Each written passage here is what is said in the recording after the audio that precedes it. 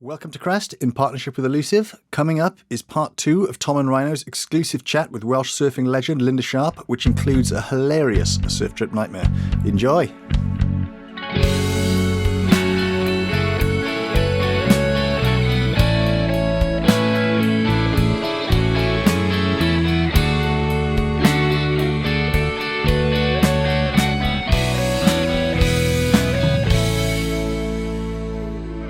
Went to Japan, we had a sports psychologist with us, like before we went, and he would turn up at all the British Cup events. Yeah. And like the prospective British team, I had a chat with him or whatever. And he was really clever actually. He wasn't quite in line with surfing, but he did teach us quite a few tricks. And I remember a lot of people benefiting from it when we were in Japan. Lee Bartlett was one of them. He really benefited from it. And the Winter Brothers. Steve was there and Russell was there. And Dean. With the three of them there? Winter Yeah, brother, no, Dean didn't go to Japan. Right. I think Dean went to Lacanau. Right. I think maybe the three of them were in Lacanau. And the other one was Rennie Gould. Rennie. From Jersey. Yeah. And what sort of things did he about calming yourself down, and focusing on what you intend to do, going down the beach and blocking everything out by listening to music. And that's what I'm saying. That was my music thing. Peter Gabriel. Peter Gabriel. Is it called Red Rain? I think so. It's on his best of whatever. But it was. You said choose something which you really like to hear, and just block yourself in, get on with it, and just focus on what you want to do while you're looking at the heat before. So you go down the beach, you watch the heat before, you see what they're doing, see what the waves are doing, decide where you're going to sit and all this. He said, because essentially you're not competing against anyone, you're just doing it for yourself. You've got to find your spot, you've got to be sure that that's where you want to be and stick with it. He said, if conditions change, there's people on the beach are going to tell you. They're going to scream and shout at you and move you over. And that's always happened, isn't it? We've always done that. But I think that's one thing I can remember when I went through my competition days was you were passing that information on to me quite a lot, and I can always remember you feeding that information on to me. And how to deal with the French rips. Oh, yeah. Who can forget that? Who can forget that? Yeah, well, they still do. Yeah, well, yeah. Everybody does. You go down there and you say, right, you cannot fight them. You cannot beat the French rips. And if you watch the French people, they just go with them like that. And then when they get out, but they know they're at the back around you come. You just can't beat them. It's wild. Yeah. So it's. But yeah, he was good. That psychologist. And they've gone out there now. Richie and Skip's gone with them. Have you come across him? To the world, with them, right? He already works with some of the. He's the designated health and well-being guy with the English team, and he's already worked with Lucy and Stan and Luke. Lucy Campbell. Yeah, Lucy Campbell. Stan And he's like he's a fitness bloke. He is, but he's good like that. He's well-being. He gets you in the right mindset and stuff like that. So great skater as well. He is a great skater, isn't he? Yeah, and he does paddleboarder and surfer, but he's a skater more than anything. He's from Bournemouth, isn't he? That's right. Yeah. And he went and did. He studied up in the northeast, up in Newcastle. So he's got a few bits and pieces, but it's just a nice addition to have somebody like that he's never been to a world contest. No. So this is going to be a real eye opener for him. Yeah. But he wanted to do it, and he wanted to bring something else in. Because I would say, I said it at the introduction to our episode a fortnight ago. I honestly don't think there's anyone who taught me more about surfing than you did, Linda. And I think some of the things that I can remember, just then hearing you talk through, that heat strategy and that way, those ways of keeping calm. And I remember you telling me when you're surfing against someone really, really, really good, because I always used to find that, I could beat the people I was supposed to beat, and I could never beat the people that I wasn't supposed to beat. Yeah. Never. If someone was better than me, I wouldn't beat them. And if I thought I was better than them, I would. And I remember you saying to me that when I was in a heat, don't watch someone else surfing No, because it looks don't ever watch different them. from the beach. What the Totally judges are seeing looks different. different. I remember you saying to Yeah. me, I had a heat at Crab Island. It was just before I had a heat at Crab Island against Alan Stokes, and he was always like untouchable. And you were saying, right, doesn't matter what you see him do going past you. Doesn't matter. You don't know what that looks like from the beach. You ignore it. You don't give him a score or anything like that. And you just do your own thing and you surf against yourself and you surf against your own waves. And it was a Toxic Trophy semi-finals of the Toxic Trophy. Langland LBR. Langland LBR. Yeah. One of Frenchie's. Yeah. And I remember paddling out, seeing Stokesy catch a wave, whack it, fins up, vertical board and everything. And I could hear your voice saying like, you don't know what that looks He probably like to fell the at judges. the bottom of the wave. You don't know what that looks like to the judges. Yeah. I don't know what he did because I didn't look after No, that because no, on your you advice. got it. Yeah.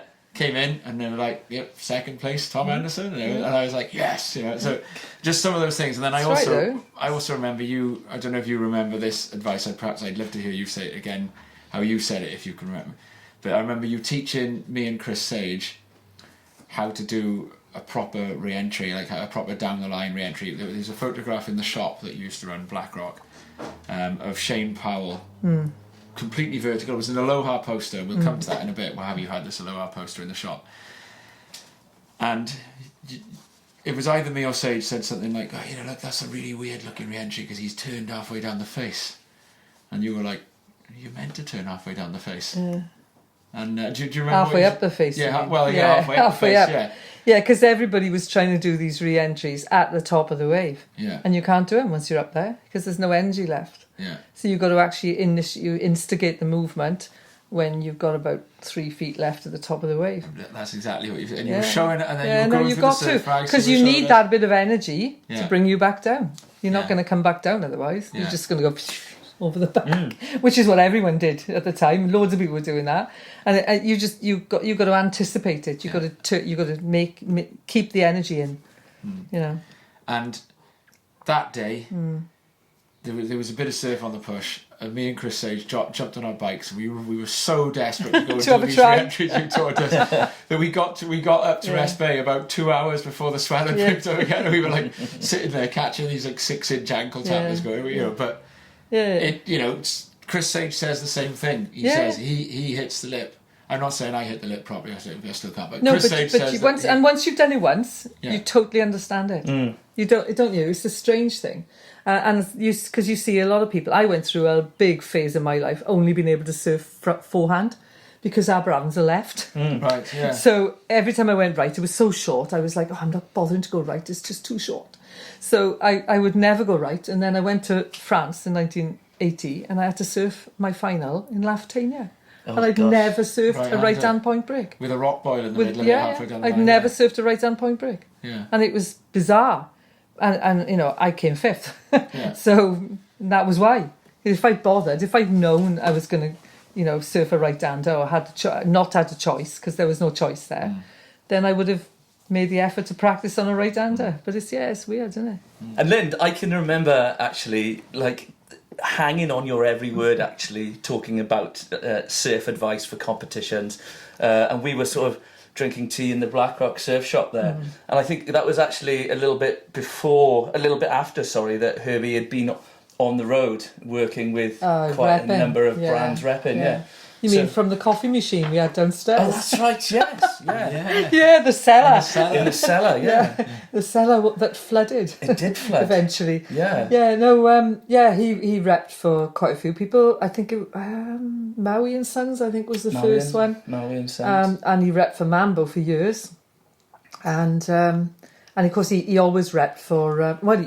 His original repping was for Paul Ryder. He used to bring surfboards from Paul, Spider surfboards when he was doing Spider. Okay, yeah. He used to bring them into Porthcawl before we even had the shop. Oh, right. He would put them in the shop when Gary had it. Oh, that's right. That's why there was so many. I didn't realise the connection. Yeah, okay. he used to do that all the time. He was big friends with Spider, with Paul. And then he always did the Chops had rip curl. I think we had rip curl suits because Chops had them. Then he swapped to Billabong or something, whatever he did. So we always had Chops' things in the shop as well. His boards and wetsuits. When he first did Beach Beat, And I think actually in 1988 there was the 100% Mambo Scholastics Championships down at Coney Beach, which was 100% Mambo. Was that Herbie? That was the yeah. Oh, that was the connection. And they sponsored the Welsh as well. Oh, did they? For a couple of years, and the British. Oh, right. Yeah, that was a fantastic brand, man. Oh yeah, it was, and still is. Yeah, it's still around. True. Yeah. A million posters upstairs because he used to give us posters for the shop. So I kept them all. The artwork is incredible. All rolled up upstairs. Yeah, it is brilliant. It is really cool. And I even ended up having a book. They published a book of all the posters and T-shirt designs. Yeah. So I don't know if you can still get that, but I have got that somewhere. Was it an Australian brand? Yeah, it was. Yeah, but they had a couple of South African artists, didn't they? Yeah, I think that for me the magical time was when like Herbie was repping it, and I think and that was the time of the farting dog and the hairy dog trumpet and all that. I could have worn one of those. We've still got the T-shirts upstairs. Yeah. Well, Ang Harrod rediscovered them the other day. Yeah. A lot of them got holes in because they're so old, but she still wears them. Yeah, it's really cool. Yeah. It's the look now, though. It's come back round, doesn't it? Yeah. And it's also rude enough. If you could root me out a hairy dog trumpet, I'd be very impressed. Because I used to have one. A hairy dog trumpet. Do you? T-shirt. Yeah, I used to have a hairy dog trumpet T-shirt. Yeah. You can still buy them. Can you? Oh, yeah. They're online. Oh yeah. They're online. They're doing them again. They're doing reprints. Yeah. Sorry, I'll cut that up. No, you don't need to. No, cut it. I'll see. Producer Dodd has finally spoken in the middle of a show, Linda. That is the magic It's of this allowed. occasion. Yeah. It's allowed. We're in my house. It's allowed. We can. I'll see what the posters we got because they're just sitting Put rolled them up. in as we going along. Yeah. They're sitting rolled. I got the poster of that event. That Have you? school's event? Yeah, it's a little one like that. Little orange it is. That just going off. That was one of my. Although it was my first ever competitive event. Was it? Being super nervous. Before school on the last day of school, and I can remember it was really stormy, and I think Mike Cunningham might have been there, but yeah, he probably was. Possibly was, but I can remember the storm blew Vorney's board down the beach, down the beach and snapped all his fins out. Yeah, and he got a present for it because they were just giving loads, and I just thought, how cool is that for an event? Because it was good. I was only like 12 or something. I don't know how old it was. It was the like precursor, the pre-run of the the British schools. No, the Grom Search one. The schools on, okay, it was way before that. It was the first one that was done for the very young kids. It was brilliant because I think there were loads of us were involved with it, and I think after that I got really sort of. And just pulled loads of people through. And it was good. It was really good. And you were quite committed to moving events around Wales a bit then, because I remember there being a schools contest in Tywyn. Yep. That's because Tony Jeffs was up there. Do you remember him? Yeah. No, I don't. Do you remember Paula? I've since you must remember Paula Jeffs. Yeah. I was at that contest as well. Paula Tunnadine, she was. Her parents owned a campsite on the seafront in Tywyn. Right. And Tony was an art teacher in the school, and that's how they met. She was a pupil, he was a teacher. Place to go for a surfing contest. And, I don't think there was any surf there, was there? No, there wasn't. But it was. Yeah. There was the odd wave in the winter. Yeah. But when caravans worked. Tywyn worked as well. Yeah. Strange town. No offence to anyone listening. You're right. I'm sure we've got listeners there. But it's a really, it's an odd, It's an odd place. It's an odd place. It's like a kind of, it's like Aberavon meets Porthcawl, but it's sort of like in the wrong end of the beach. Yeah, sort of. It's kind of in the middle of nowhere. Yeah. They did have a surf shop there as well. Yeah, they did. It was called the Rise. They've gone now. It was Wiggy and Jackie, great people. And but yeah, that was. Well, you've been there plenty then. I used to work up there and go and see those guys. Did you surf no, every time I went up there, it was flat. Funny that. Huw went up to North Wales quite a lot repping, and he said he did get some really good waves up there. So there's a couple of secret spots on there either side of Porthnaigel, as they call it. Yeah, the guys at West Coast and Absol Water Sports, all those guys. I've gone up there and they've been quite generous with their time and sort of shown me around. It's been good. Was he a windsurfer originally? Wasn't he? What's his name? The one who... Spout. Spout? In West Coast? No, what's the makers, clothing makers? Farrell O'Shea. O'Shea.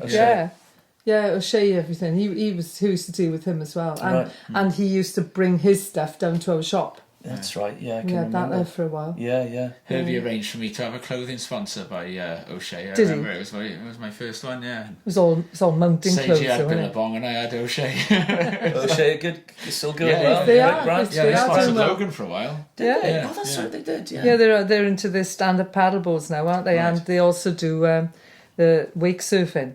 You know, Right. because there's still a competition up there, isn't there, with a wire pull. Yeah, the wake stop. Yeah. That's right. In Pwllheli, isn't it? Still, Over that way yeah, somewhere. that's it. They're all still involved up there, so they're a nice bunch of people actually. But Yeah. Huw used to love going up there, apart from the cost of staying in a B&B because it was so expensive, Yeah, it really more was. expensive than anywhere in Cornwall. Yeah. So when thinking about your competitive career, Lind, and your commitments, how on earth did you sort of manage to juggle that as well as your sort of teaching? My teaching, Yeah, wow. your teaching And owning career. a surf shop. Teaching was never a career for me. I You finished. just did it every single day. No, yeah. I just went home. I went to work and came home. It was a job, right?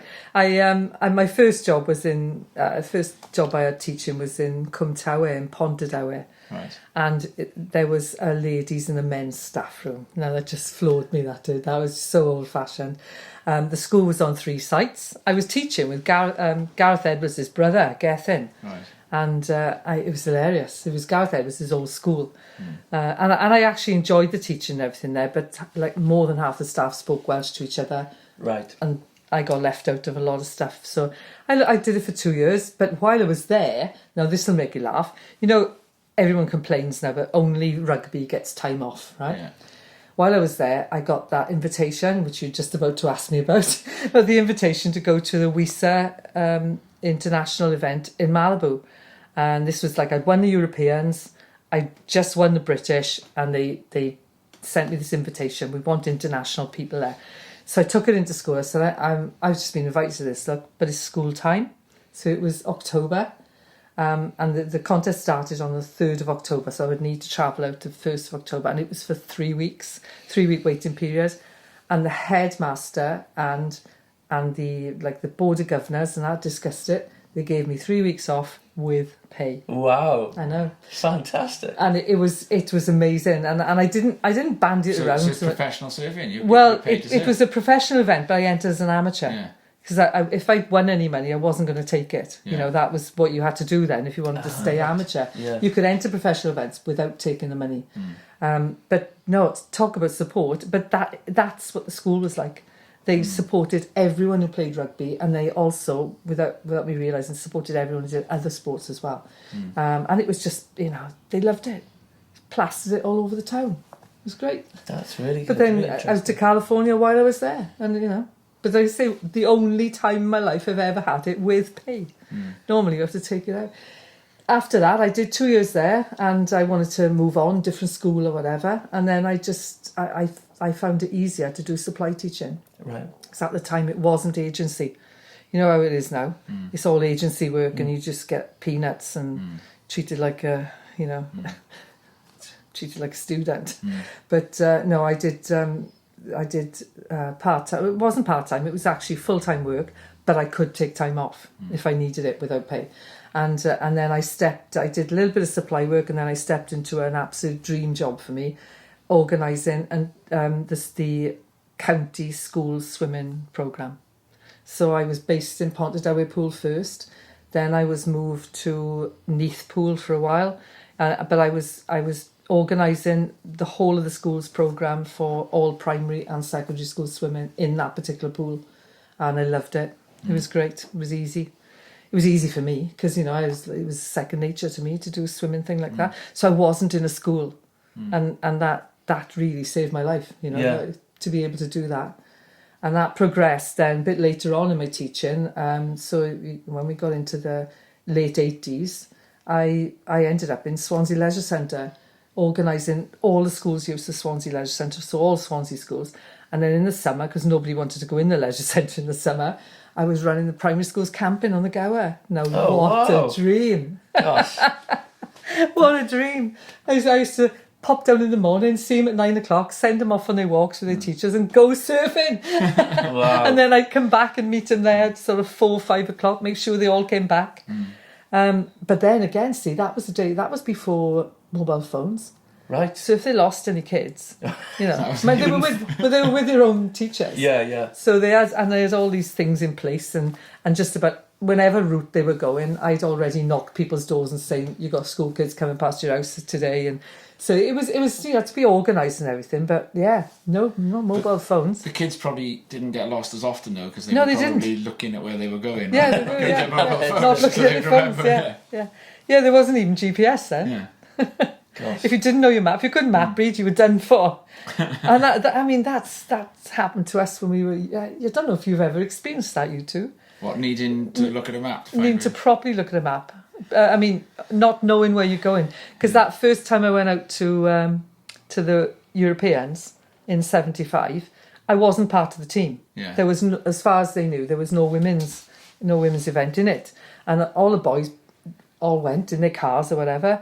Down to Senyos it was being held, so they all went to Senyos, and when they got there, they found there was a women's event, because the French had a bunch of really good women, so they wanted a women's event, and the English had taken 3 women and the French had 3 women, so they said, right, we'll have a European Women's Championship as well. French thinking they were going to win it completely, and I can't remember who rung me up now.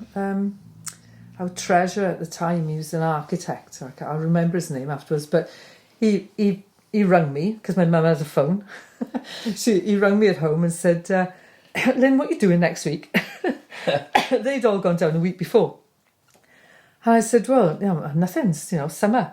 And he said, can you get down to Biarritz? And I said, well, I suppose so, He said, can you get here by Wednesday? This was Monday morning. And I said, he said, there's a women's event in the Europeans, we want you there. So I said, well, I'm sure I can. He said, well, yeah, come down. I said, all right, I'll travel down as soon as I can. So it'll be like, tomorrow. And I'll get someone to meet me at the railway station. So I went on the train on my own. Biarritz, Yeah. But the funniest thing was going into Port Talbot station saying, return to Biarritz, please. Port Talbot, mind. And they've got to look it up in a... Yeah, they did, and it was a book then. Yeah, it was a full-on book, and you get a printed ticket. Yeah. And I paid cash. Yeah. There wasn't even like I did have a checkbook at the time, but they wanted me to pay Biarritz train cash. station, just an odd bit of trivia for you then. Biarritz train station at the time then is just at the bottom of a little hill from a place called the Pax Cinema, which was where all the big surf movies were being shown at the time. They were. Yeah. But it's not down the bottom by the beach. It's up the top of the hill above the market, isn't it? Yeah. And that Pax Cinema is now a nunnery. Is it? Yeah. But the journey was hilarious. Yeah. Because I had to cross London. Yeah. So I left Port Talbot in the morning, cross London in rush hour, of course. With your board? With my board. No board bag. I didn't have a board bag. Why would I have a board bag? I didn't have a board bag. No board bag, no leash, fixed fin. Fixed fins. And a rucksack on my back with a tent, because I didn't know where I was going to sleep. A mini tent, a sleeping bag, and about 4 pieces of clothing. No wetsuit. I was going to France. Why would I need a wetsuit in France in the summer? And this is to try and win a European title. Yeah. And this was actually in October, when I think about it. It was the end of September. And I just had like 2 or 3 bikinis, towel. Good to go. Yeah, one dress, things like that. Just off I went. 2 pairs of shoes, and crossed London first. That was hilarious on the tube. But I knew my way around London because I'd been in college down in Kent, so I knew London like the back of my hand. But then it was over on the ferry, because there was no tunnel, nothing like that. Then over on the ferry, then a train to Paris, and when I got to Paris, it was about 10:30 at night, and the metro shuts at 11 o'clock. So I had to get a taxi, and I had a tiny bit of French. I mean, I was O-level French, and I got across London. I got across Paris, got on the train, off I went. I managed it, but it was hilarious, absolutely hilarious. I got on the train, which was like a double train going to Irun. Which is in Spain, isn't it? Yeah, just on the border. Yeah, right on the border.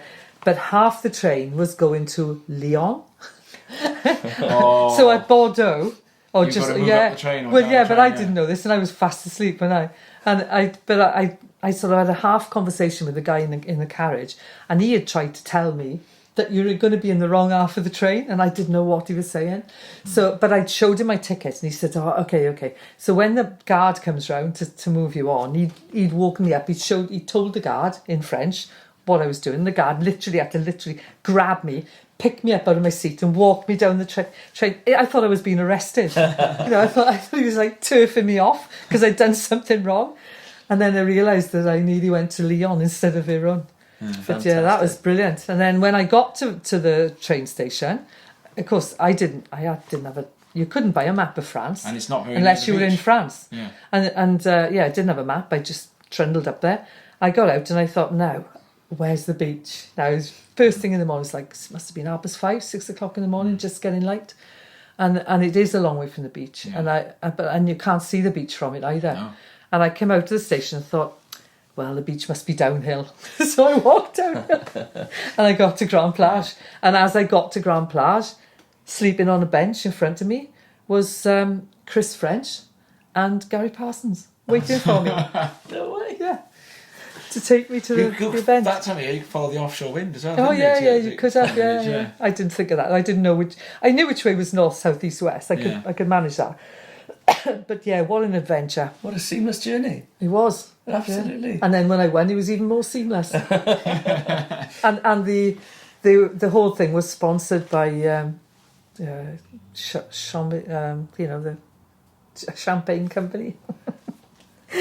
They were giving free bottles of champagne out at the end of the contest. Wow. And all the winners were invited upstairs to the VIP lounge. So I was upstairs grabbing bottles of champagne. No, I was putting them down, taking them down, giving them to the boys.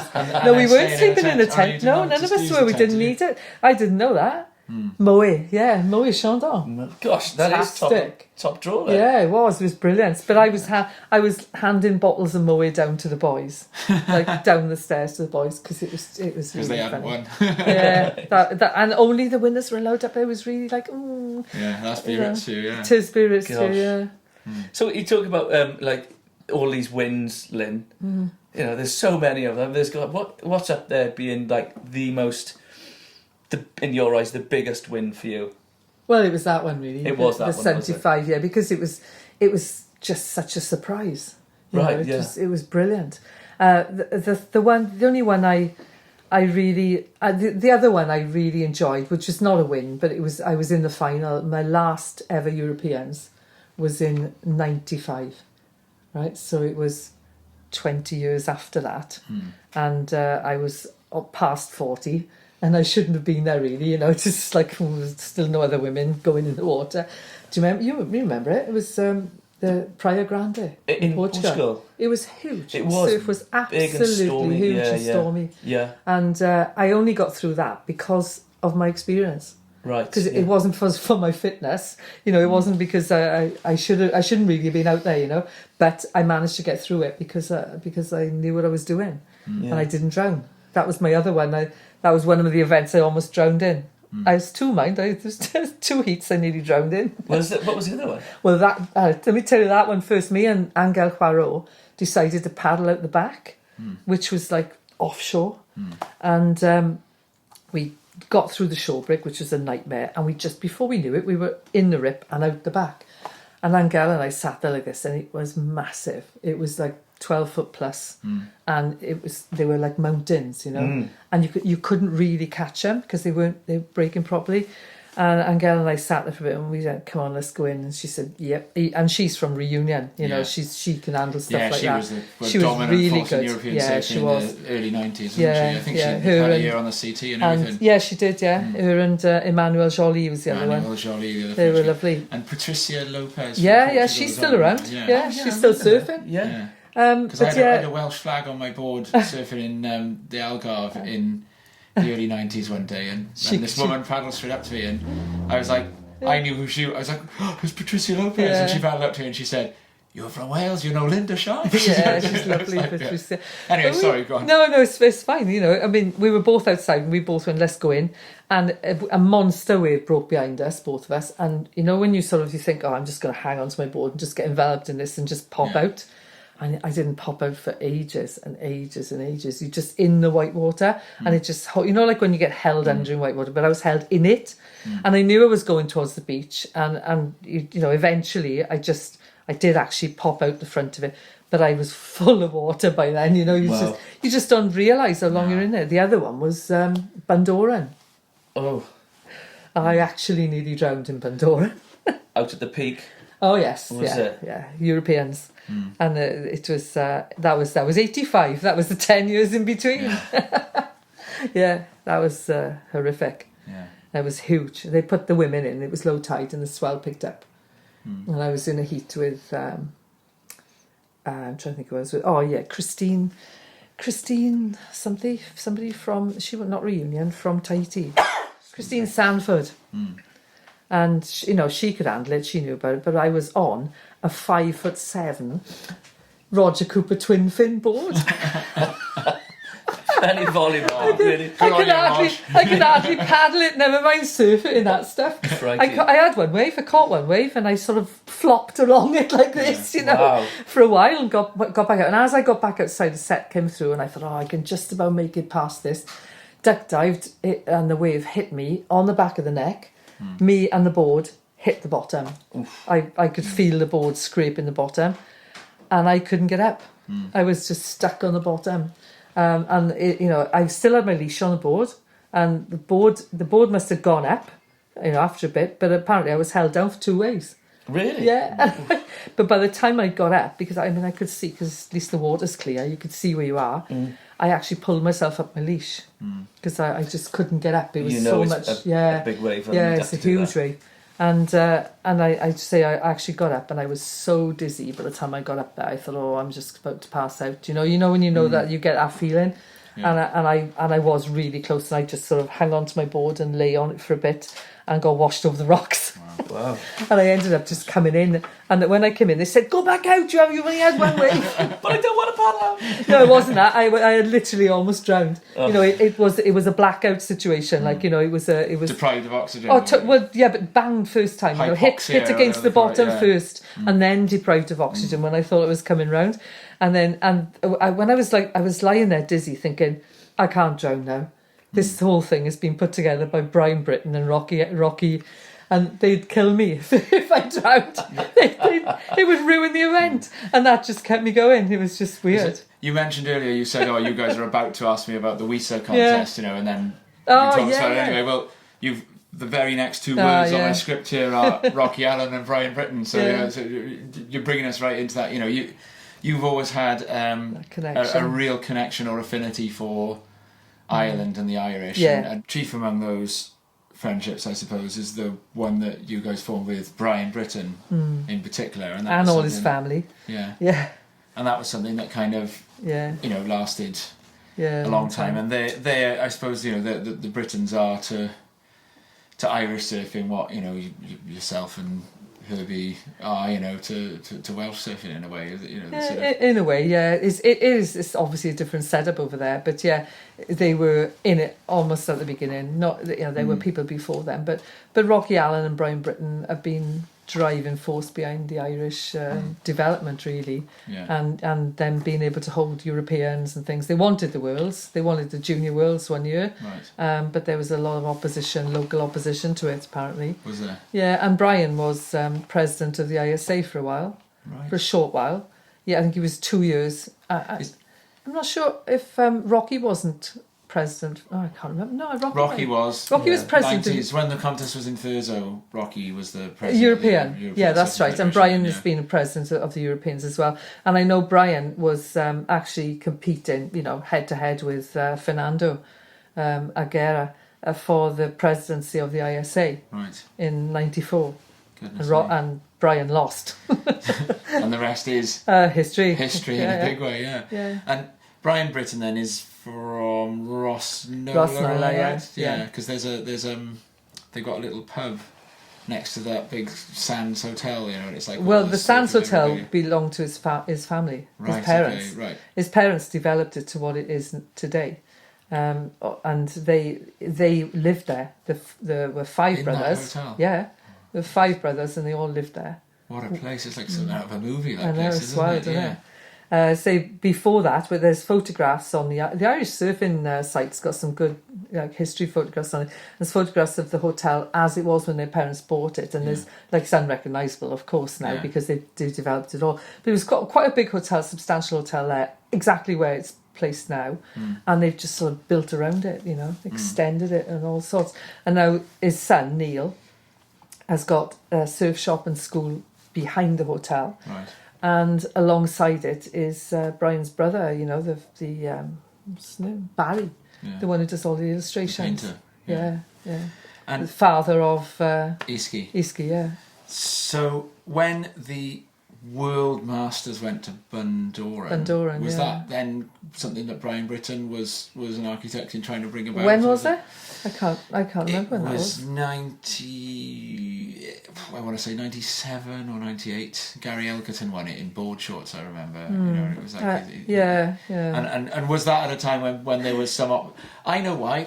I'm answering my own question. There was opposition, and then the peak at Bundoran was under threat for harbour development. Yes, wasn't it was. Yeah. And then all of a sudden, all the opposition. So I've answered my the own opposition question. disappeared because all the surfers got behind the and they the said, protest. let's have a world championship event in Bundoran. They were going to put the way Bundoran breaks. It's like the river, isn't there? It's a river, and you've got the peak there. They were going to put a wall alongside the river, just where you paddle out. That was going to be part of a big, and that side of the river they were going to make a big harbour development there. 2001.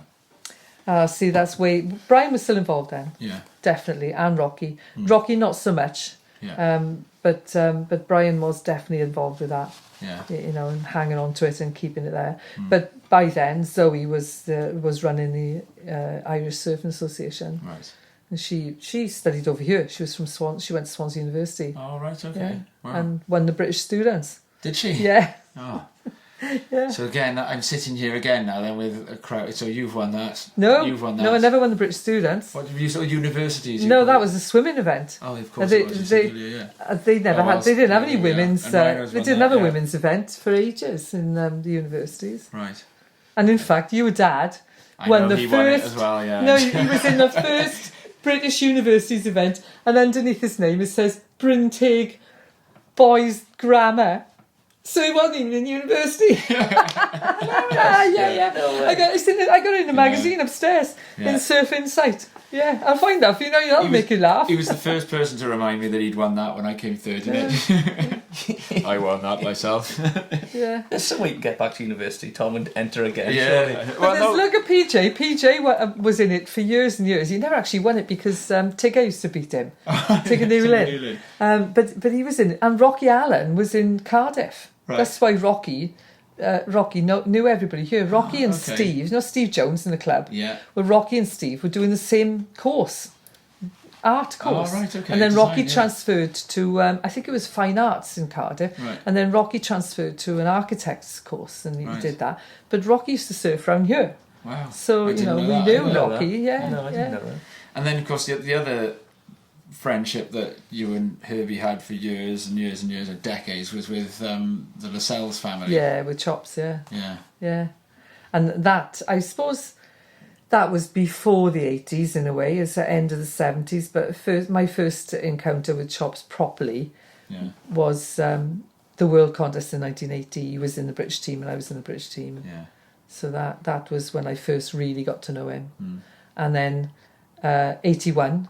It was in Scotland, the Europeans in Scotland, and he was second to Nigel Semmons, and and I was second to Nigel Semmons' girlfriend at the time. But yeah, Chops has been around.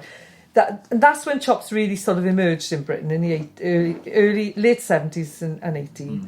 And he's always been a driving force since then. And so full of knowledge. Was it with Chops that you guys had travelled to Sri Lanka then that year when you missed the Puerto Rico contest? No, we just went. Right. We just booked. We'd wanted to go to Sri Lanka. We went Aeroflot that time as well.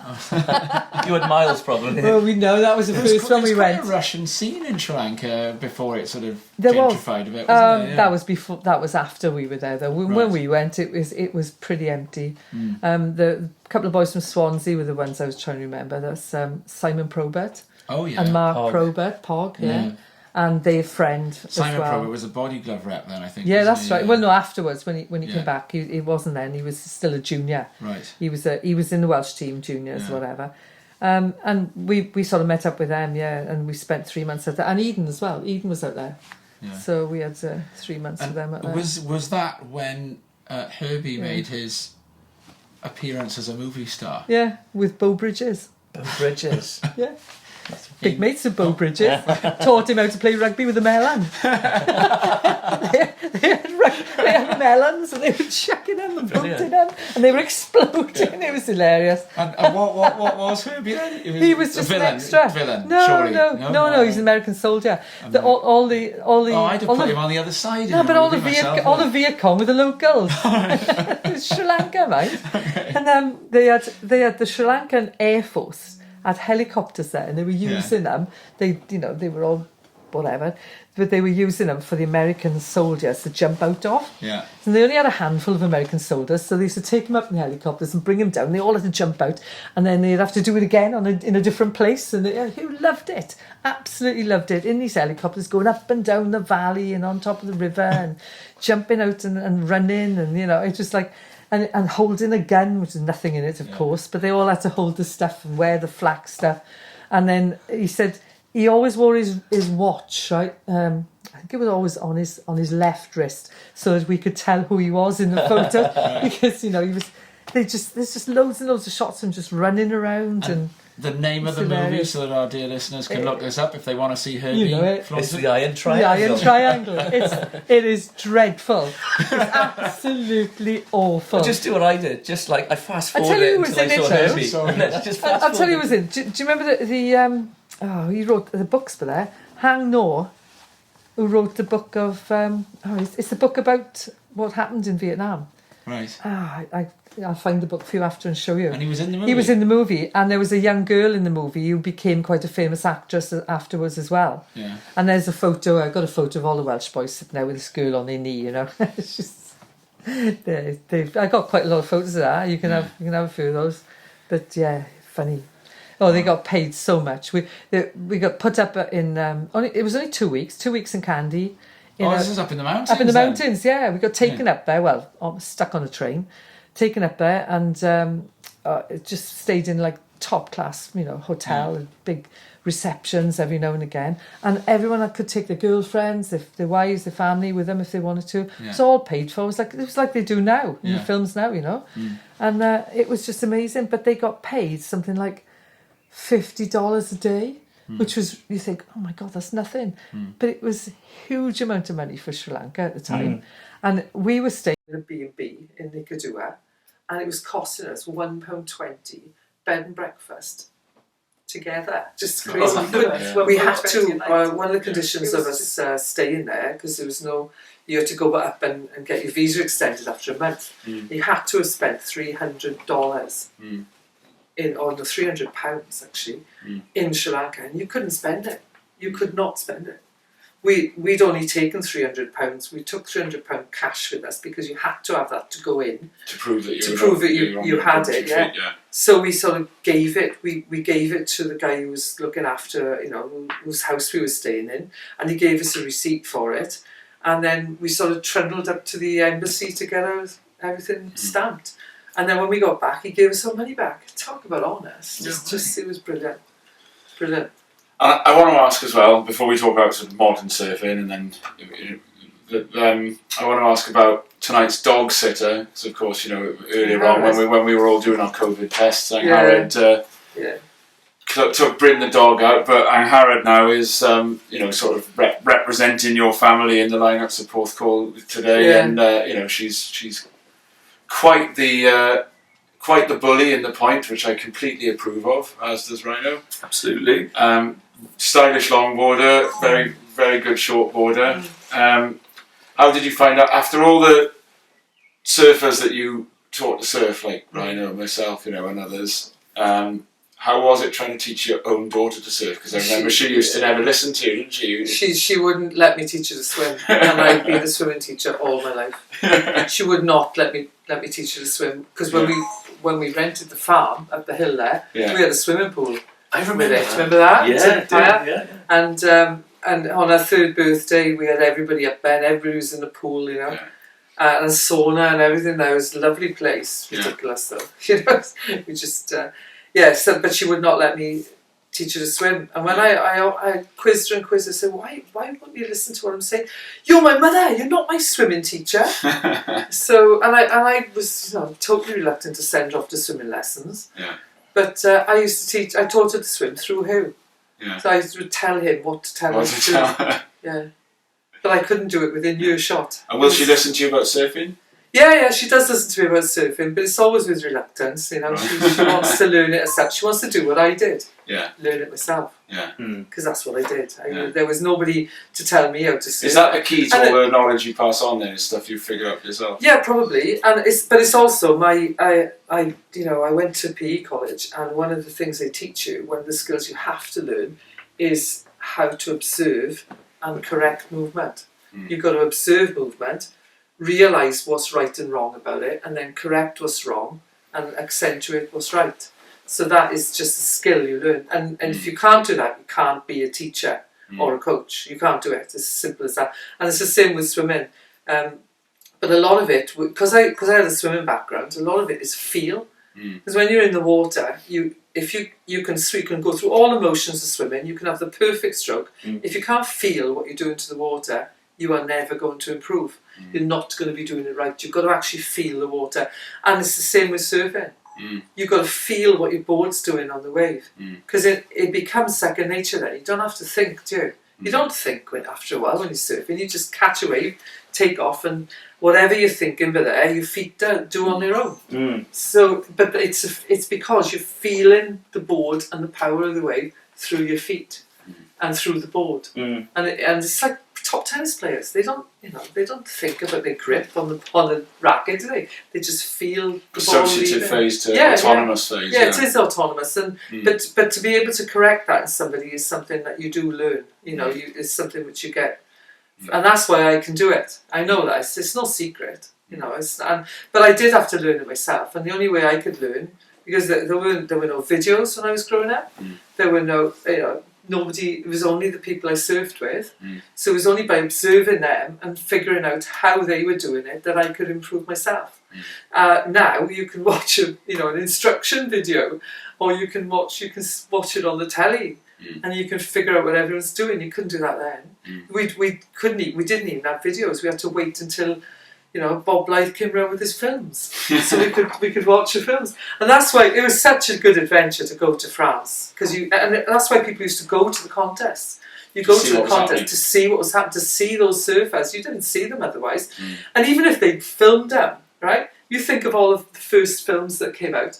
They didn't get in the cinemas until 2 years later. Yeah. It was a huge gap. Yeah. I always remember that, like surf mags and everything like that would take ages to come out. It took ages to come out. It was all real, wasn't it? It was always that time lag, But if you wanted to learn from something, this is where Chops was so good. Chops was like a natural at teaching people and coaching people, and he'd grown up in Australia. He'd been Queensland champion as a junior. I think I'm not sure if he was Australian champion as a junior, but he'd done all that phase. And when he'd sort of hit early 20s, I think he came over here. Didn't you also tell me that he was like in some way distantly? Not that distant. He's related to the Queen Mother. Her name was Lascelles. So he was in line to the throne at some He's point. still in line to the throne, and the boys. They're in the book. Yeah. Serious. Really? Yeah, what's it called? Deloitte's. Well, the book which says who's got to die in what order. Yeah. He's in that. Goodness me. His father was the Queen Mother's brother. Really? Oh yeah, it is as close as that. Wow. That is close. It's really close. Yeah. But his father was a rogue, and he was banished to Australia. His father owned a huge plot of land in Australia, and it might have been his grandfather that was banished and sent out there. Yeah, I think it was his grandfather. And then when they finished their sentences, they were then given land with which. No, he's not. He wasn't sentenced. He was part of the royal family. Oh, right, he was landed gentry. Kicked away in shame. He was bye. You're a naughty boy. Like he'd been doing something he shouldn't have done in London, and off he went. Like said, go to Australia, have this bit of land. Yeah. So he had a huge farm in Australia, and Chops grew up. Like his father took over the farm once his grandfather died. Chops grew up sheep farming and herding cattle. Spent all his life on the back of a horse. Wow. And then his older brother, decided he wanted, and his father, he said, I can't do this anymore, and because wasn't just his father there were other boys, and they left the farm. His father went down and ran a pub on the Sunshine Coast. That's how they got into surfing. Wow. And his brother then started up cord surfboards. Yeah. His older brother, who's still alive, still there, still doing cord surfboards. And now Marky's doing it, isn't he? He's doing cord. Is it right? Martin will tell us that. Yeah, he's doing cord. Yeah. He's the only one doing cord. Yeah, his brother's not doing it anymore. Yeah, it's just Marky now. Yeah, because this sort of transfer, he's really getting on anyway. Yeah. Humphrey. Well, I think we're hoping to tap them up and see if they'll come and have a chat with us in the boys in the coming year or so. That'd be interesting. Yeah. Martin's working on that one for us. Yeah. Oh, Sean's hilarious. Yeah, so Chops decided to come back to Britain, to his roots. He wanted the boys to have British education. Yeah. And Mary's Irish, from Cork. The family are from Cork. She's not. She's born and bred in Australia, but all her family from Southern Ireland, Cork area of Ireland. So they got a massive connection over there. So Ted Deerhurst wasn't the only lord on the board then? He wasn't anywhere near Chops. Chops was way in front of him. But he wasn't a lord because they never They didn't have the title, yeah, of course. Yeah, they didn't keep it because they were sort of banished for being naughty. And which Chops happily carried on through his whole life. The naughtiness. Oh gosh, I know how to follow that one. Learning from royalty, I don't even have to link down to the next question. I don't think there is a link. No, not really. No, especially not with Chops, there never was a link with him. He always denied it, right? Always denied it, and I found it in a book. I found it in a book, and at the time Sean had been born, and Bubs, Brennan had been born, and their names were in there, so I knew it was definitely him. Wow. Yeah. Wow. So Linda, I think you've just thinking back now. So you've seen a few decades of surfing in Wales, and obviously through your travel, you've seen technologies change, boards change, like styles of surfing change as well. You see. Yeah. Like, what's your feelings of for one, I think that where we're at the moment with surfing in Wales, and then maybe just doing a little step ahead, worldwide. We're still sort of grassroots almost in Wales. We haven't. What we haven't done is had a big money lift. There's been no injection of funds, into us in Wales. Yeah. And now that we've got the Olympic move, now it's become an Olympic sport. From now on, there is the possibility of having an injection of funds. Okay. It's just how we manage it then, isn't it? Yeah. And it, unfortunately, as far as Britain's concerned, and this happens in England as well, everyone thinks, the surfers should be sponsored to go on tour. Mm. But that's not how it works, because you can't. I think we need to do what the French did 20 years ago, because the French have always been supported in surfing. It's huge as far as since from day one. It's always been one of the things that they are very good at, high up on, and they've been leaders in it, and they fought and fought and fought. To be fair, to get to keep on government funding. So they've had government funding all the way through. We used to get government funding, and then our government decided, or UK Sport decided, if you're not an Olympic sport, you're not having funding anymore for your development. You can't have anything really. Do you remember? I can't remember his name. I should remember his name. Distangang. Do you remember? I'm going to jump and say his name is Francis Distangang. Francis Distangang. Yes. His son is now on the tour. Yeah. Paul. Yeah. Yeah? I remember it. Right, well, yes. Francis Yeah. was... With Herbie was very good friends with him, he was brilliant, because Francis. obviously, you know, I speak French, and Herbie used to plant like hideous insults on you, like, right, walk up to that book where there now, right, just read. Tell him I said this. He was president of Europeans for a while. He was great. But Francis was a government employee. He was employed by the government to oversee and run surfing throughout the whole of France, and that's all the islands, everything.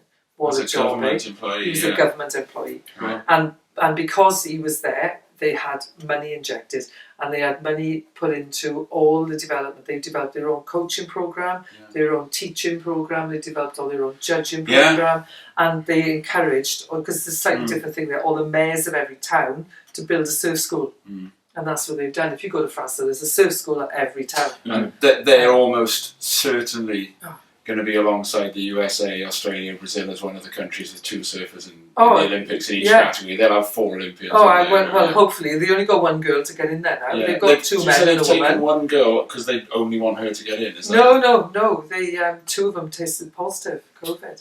So they got 3 girls there. Right. I saw because Pauline Addo missed it last night. Right, No, Pauline Addo isn't. Pauline Addo was surfing just now. Oh, was she? Yeah, it was the other 2, Canel Boulard. Right. And, was it Vahini Fierro? Fierro, the Tahitian girl. Yeah. Right. Yeah. But so, you know, he did that. He started that off. It was more than 20 years ago. It was probably 30 years ago that he started off the system of bringing on the very young children through the surf clubs who became surf schools. So that, you know, which is basically where we are right now. A lot of our clubs are starting to coach the nippers, you know, like Greg does with his crew, and all the surf clubs have started doing it, and there are some down in England as well that are doing it. So if we start there and get those children that they are now into the right frame of mind, that they know that they're going to be treated like athletes. Now, our surfers have never been treated like athletes. They've always been treated like sideliners, you know.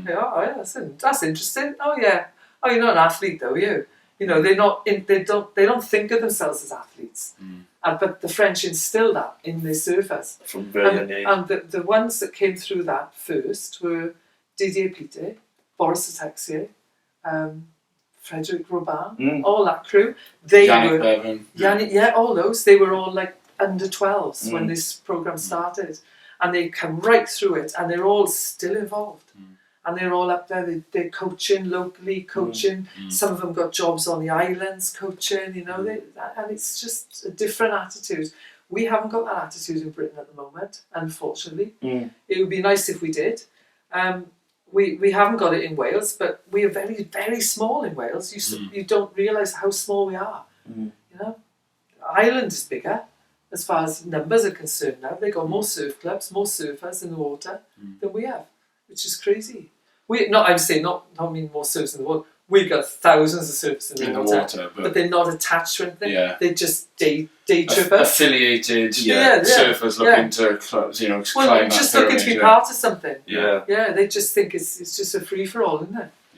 So until we adopt that structure, which is what we're trying to do in Wales and in Britain now. You know, that we're not actually going to get anywhere, because there is funding now because we're an Olympic sport, and as far as Britain's concerned, it's going to become, or we are accepted and acknowledged as a progression sport. Right. We're not going to get funding to put people on a world tour. No. We're not going to get funding to just pull a little surfer up, like I say, you're the best in the world, off you go. Go and do a few QS contests. No, that we're not doing that. We are a progression event, and the view is to look to not the next Olympics but the one after. So we were debating in the last show where we talked ahead of the ISA games, and we interviewed Pat and Logan, and they were talking about how their goals are all about the QS. And Vaughan was saying he thinks that's short-sighted. And I think it is. I think it's hugely short-sighted. But what we need in Britain is a circuit or some kind of it's not a circuit, is it? you want like a ladder stage almost. Yeah. You need to be Progression. a progression Yeah. so that you know where you stand throughout the whole of Britain all the time. Yeah, and to see That's like what the career French do. progression. Yeah. The French do regional championships They do. all the Yeah, time. yeah, they do. And that you've got to you go in You've those. got to win Aquitaine, then you've Yeah, got to win that's Gironde, it. then you've Yeah, got to go to the yeah. nationals. Yeah. Yeah, and that their nationals are done on a regional basis. You've got mainland, you've got Reunion, they don't use Tahiti anymore. You've got Guadeloupe, and you've got Martinique. No, I think Martinique and Guadeloupe might be together. Oh, they do the same. But the other one is French Caledonia. Oh, okay. Because it used to be Tahiti, but French Caledonia is like on its own now. Tahiti is on its own. But they do their own regionals, and they are winners. Go to the French nationals, but for a while they had Air France sponsoring them, and every 4 years they would go around those 4 places, and they would once you got yourself into the finals, the French finals, you had a free trip to get to the French finals wherever it was. So they used to go out this mainland. It was great being on the mainland because they would go wherever, 3 years after they'd pop somewhere else.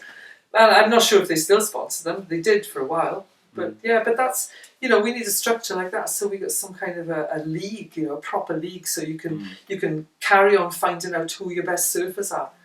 But we haven't got it at the moment. And unfortunately, it's gone out. It went out to the pro thing.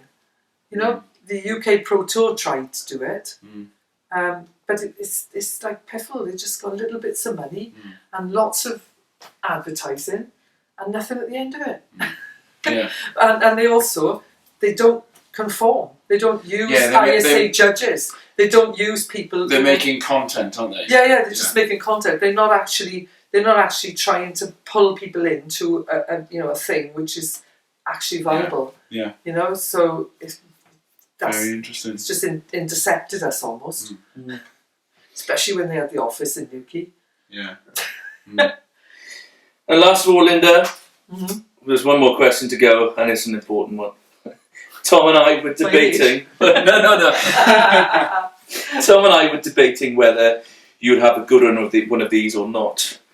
As we hear about green lists or amber travel bans and what have you, there's hope that surf travel is on the horizon in the not too distant future now, as you know. For those of us of a lesser status than Herbi and Harry Cromwell anyway, those guys are away. We're not, but hopefully we can. So maybe we won't need these as a constellation much longer. But while we're still doing this, can we ask you if you have a surf travel trip nightmare story? Yeah, I've told you 2 of them when I almost drowned. That was, but a surf. Yeah, I'm not sure I have really. Oh yeah, I have got a good one actually. When I went, always happens. Yeah. No, I've got a couple. I mean, I had a really nasty injury when I was in Sri Lanka and had to be stitched up, and because I had to stay out in the water. Yeah. It was like I landed, legs apart, on my fin with my surfboard, and it missed everything, just went in the muscles, so I was really lucky. But that was a beauty. But then I do have a funny one, which is hilarious. But when I was in California for that reset competition, the competition actually went ahead in the first week. Yeah. We had this 3 week waiting period. No, I know. No, I came like halfway, which basically last. Yeah. but the contest was run on the first day the swell came up, which was 3 days after I'd arrived, and it was a Malibu, which I'd never even seen breaking. So I was like, oh, there we are. Just go in and enjoy backhand, exactly. Yeah. Just go in and enjoy. And I had my 3 surfs. Everyone had 3 surfs. They did a really nice event there. And my first heat I was in with Lynn Boyer, who won the event. My second heat, Sunset Beach specialist. Yeah. She actually won that event, and she was throwing 360s on the wave in 1976. Gosh. Yeah, she was outstanding. And my second heat then was in with Rel Sun. Wow. So, they're both like lovely Hawaiian surfers, whatever, but I made really, really good friends there. The girls were fabulous to know. I didn't want to, the competition side, they were horrible in the water because they wanted the waves. They were they were mental in the water. And it put me right off professional surfing for the rest of my life, really. But as far as people were concerned, they were brilliant. And to go surfing with, really brilliant. So the contest finished about a week. The contest lasted like 2 days. Yeah, only 2 days. And they all said, "Oh, let's go down to Mexico." So we all jumped in a pile of cars, and who I was with, where I was going, and we went down to Mexico for the day.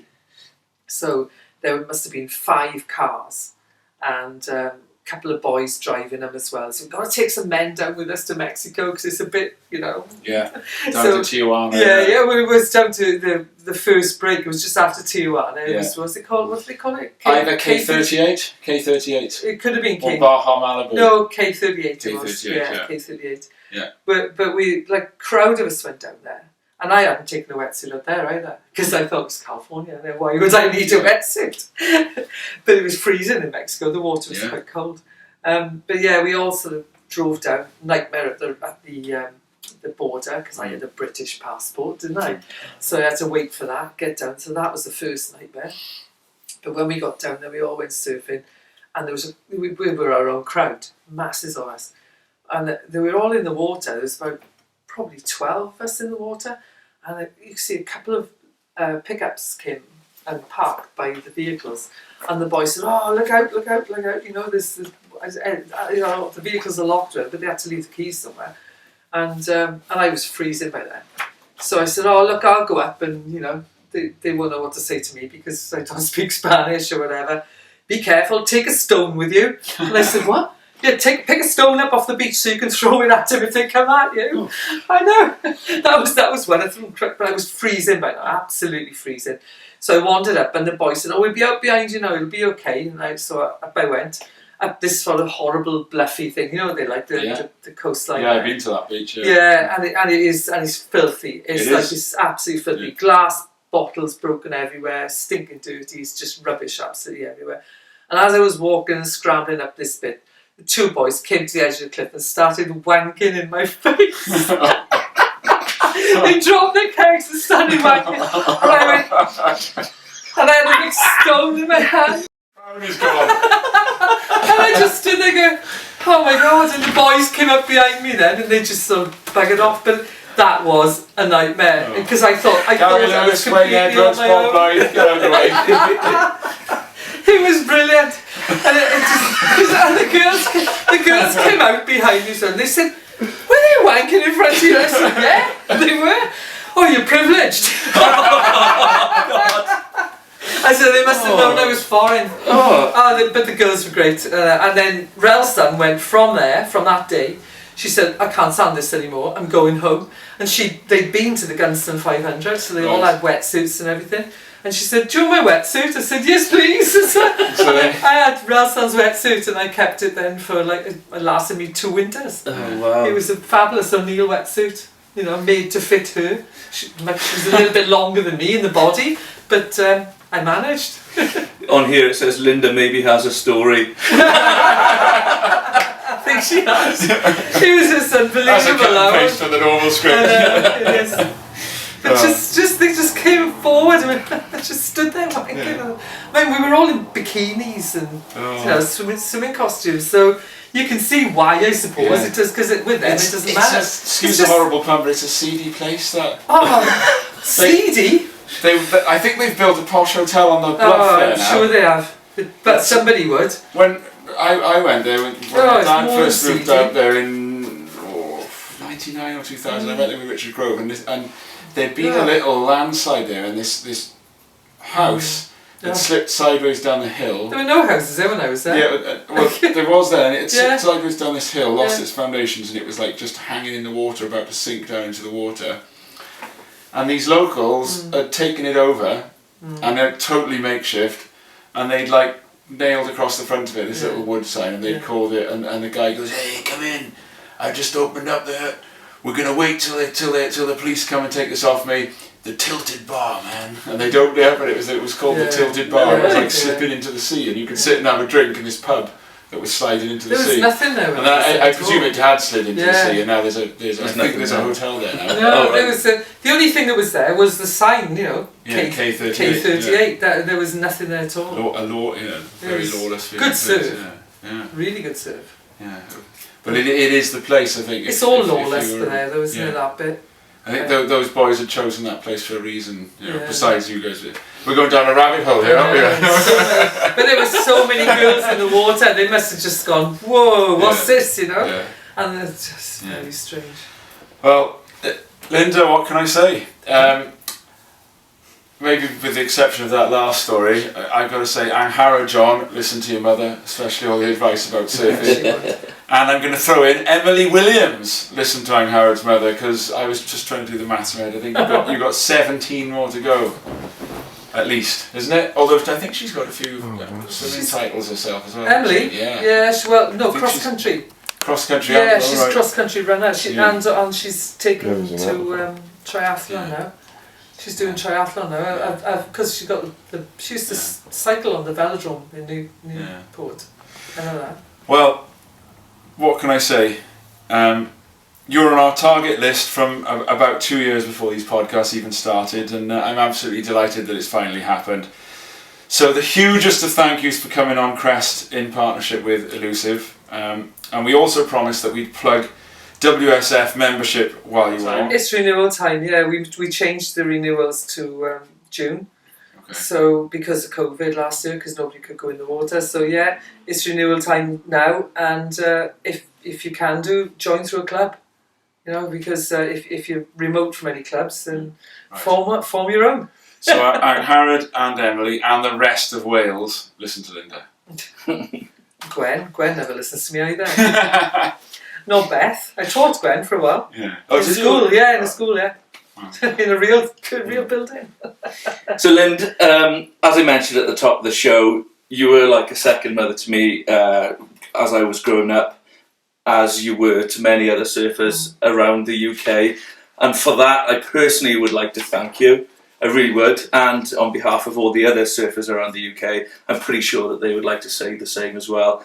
So, yeah, thanks for coming on the show.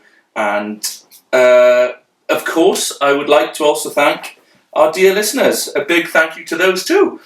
We're always keen to hear what you guys have thought of our show, or if you have any responses to the tales you've heard from Linda.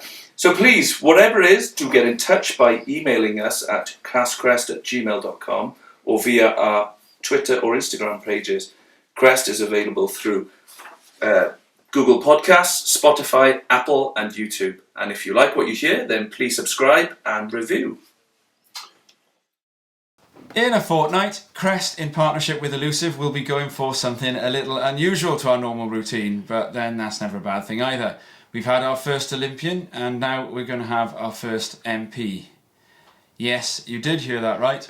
With the help of both Rob and Elliot, we're going to be chatting to and grilling the Right Honourable David T.C. Davis of Monmouth, or at least I hope he hasn't listened to some of those episodes where we've cracked a few jokes about him. But well, that a regular in the South Wales lineups. He's going to talk about his love of the ocean before we put him on the spot over political issues that matter most to surfers.